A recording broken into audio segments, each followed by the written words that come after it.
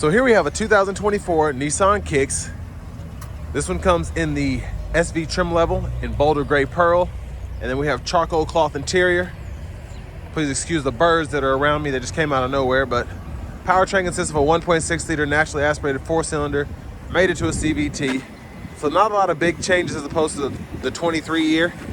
Halogen headlamps on the front. I like the styling of the grille though. It kind of reminds me of BMW. It's nice and big, but it's also not taking away from the actual presence of the rest of the vehicle. Coming around to the wheels here, these are 17-inch alloy wheels. A nice sophisticated design, I think, for this trim level. We get passive keyless entry on the front. And then over here we have one-touch automatic up and down windows for the driver, front passenger, regular power windows for the back, power door lock controls, power mirror controls there.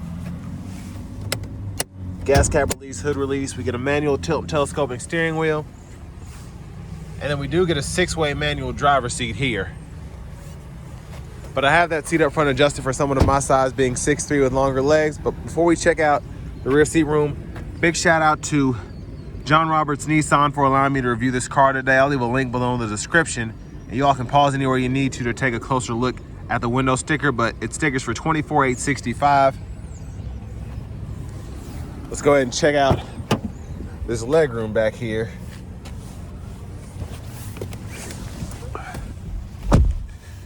So I don't know if it's how I have the seat adjusted, but I feel like I had more room in the Versa I just reviewed as opposed to this Kicks here. Headroom's a bit better. Of course, it's a little taller, but legroom's at best the same as the Versa.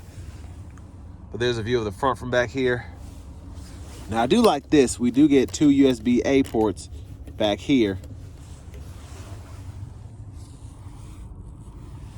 But let's go ahead and make our way towards the back.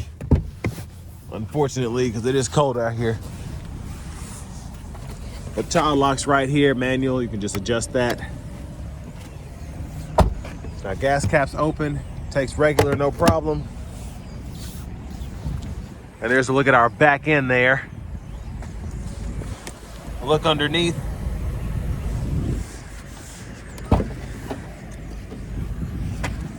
And then we can lift up here, and our spare and such is underneath. But one thing that this does have over the Versa is it has a lot more cargo room.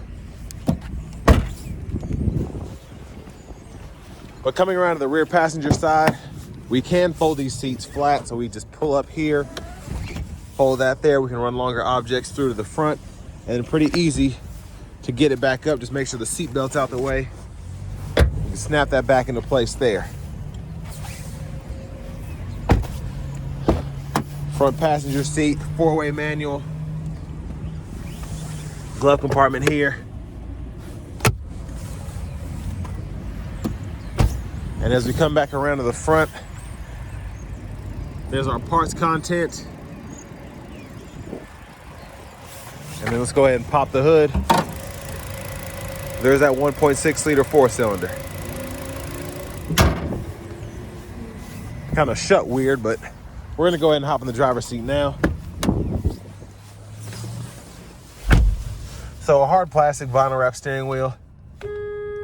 There's the horn there.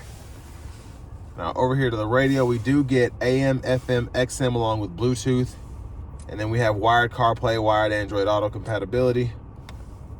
Not too much going on here. I like the simplicity of this radio, but it still looks neat. It's a little dated, but not really a big deal for me.